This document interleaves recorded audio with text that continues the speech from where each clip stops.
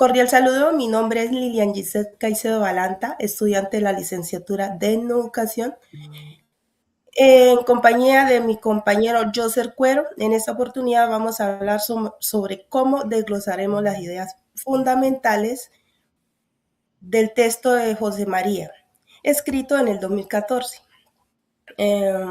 Como nos encontramos en distintas regiones del país, hemos dividido este análisis en dos momentos. Yo abordaré cómo se construyó históricamente la dominación del conocimiento y luego mi compañero profundizará en los desafíos actuales y las soluciones pedagógicas. Gracias Lilian por tu presentación. Saludamos a las demás. Mi nombre es Joser Cuero, soy también estudiante de licenciatura en educación y en este episodio vamos a desarrollar un análisis crítico sobre las dinámicas de poder que atraviesan la educación contemporánea. Nos vamos a enfocar sobre todo en la interculturalidad y la descolonización del saber. Entonces esperamos que este video sea de su agrado.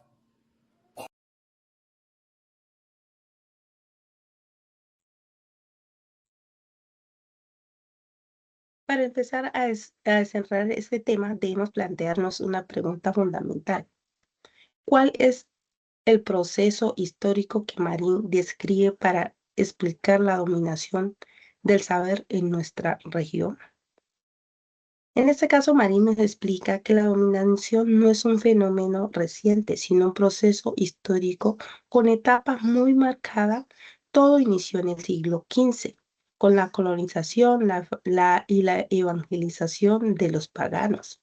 Posteriormente, en el siglo XVII, se pasó a la idea de la civilización de los salvajes, utilizando la alfabetización y la escuela como herramienta de control. Finalmente, en el siglo XX, se impuso el mito del desarrollo de los subdesarrollados. Cada una de esta etapa representa una occidentalización del mundo que sirvió de pretexto para desvalorizar los conocimientos locales. Esto se lleva a una segunda pregunta que es muy clave.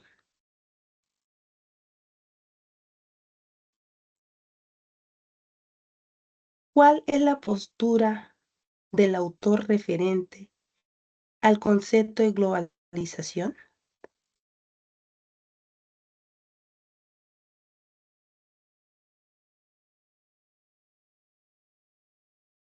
A menudo nos venden la globalización como sinónimo de progreso universal. Sin embargo, Martí sostiene que la globalización actual es simplemente el periodo contemporáneo de esos mismos procesos históricos de dominación económica, política y cultural. Es la imposición de modelo capitalista y la escala mundial impulsando por multinacionales que promueven la estandarización cultural y no respetan ni la biodiversidad ni la diversidad cultural. Para entender cómo logran estos, debemos hacernos la tercera pregunta.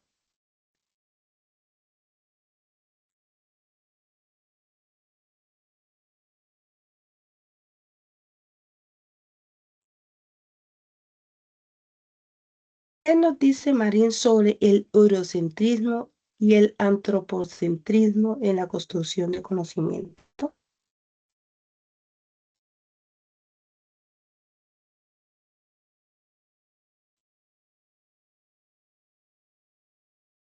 En este caso, el autor argumenta que el eurocentrismo se impuso como una visión universal del mundo, dictando que el conocimiento son válidos y cuáles deben ser marginados o controlizados.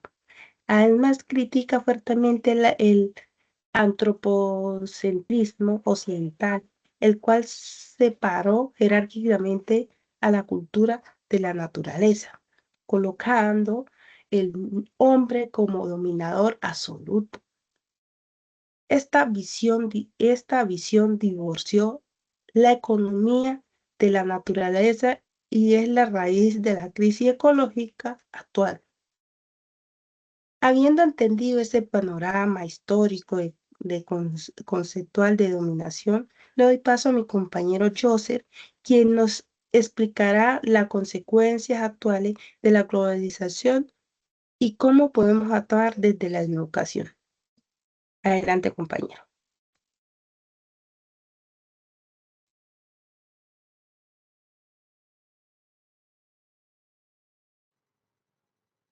Muchas gracias, compañera Ilian, por esa participación. Yo en este caso he traído una imagen que resume pues los aspectos más importantes que voy a tocar respecto de la lectura de Marín sobre la interculturalidad y la descolonización, que me sirve de apoyo para expresar las ideas significativas. Retomando ese contexto complejo que acabas de exponer, es vital que podamos formularnos la pregunta: ¿cuáles son las paradojas de la globalización que destaca el autor y cómo afectan a nuestras sociedades? El autor señala que la globalización, al carecer de un proyecto social viable, genera contradicciones profundas, y es claro, porque la globalización afecta de distintas formas en los distintos escenarios globales. Una de las paradojas más urgentes es que nunca antes la humanidad había producido tanta riqueza, pero estas riquezas se han convertido en muchos espacios en mucha desigualdad. Otra paradoja que menciona el autor es la desconexión entre el avance tecnológico y la ecología. Se está avanzando, la ciencia está aumentando, pero no se están protegiendo los recursos naturales, no se está cuidando el medio ambiente. La base de la sociedad, de la vida humana y de todos los ecosistemas es el medio ambiente. Tenemos biotecnología avanzada, pero se destruyen los ecosistemas enteros, como la Amazonía, la industria, la deforestación.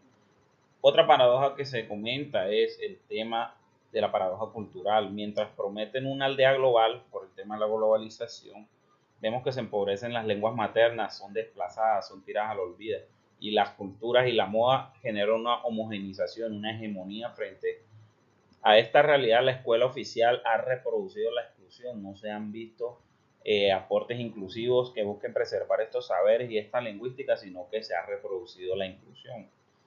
Entonces, ya como futuros educadores, es importante pensar cómo propone el autor que abordemos las relaciones entre el saber local y el saber global en los espacios educativos. Es una buena pregunta que hay que hacernos.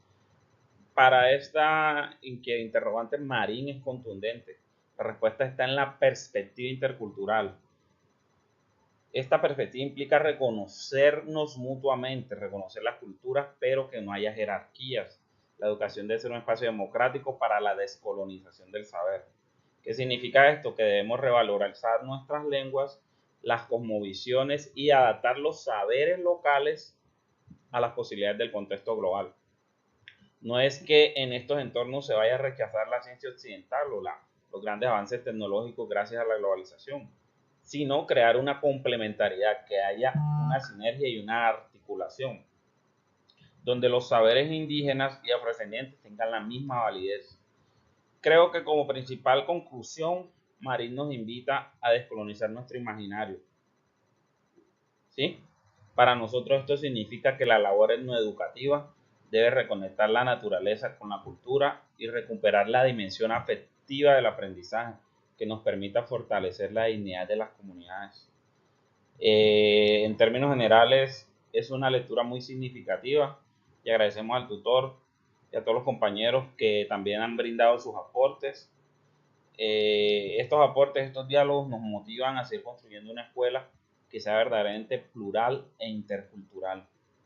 Y de esta manera pues terminamos como nuestra interpretación de este muy significante artículo. Muchas gracias, les habló Joseph Cuero.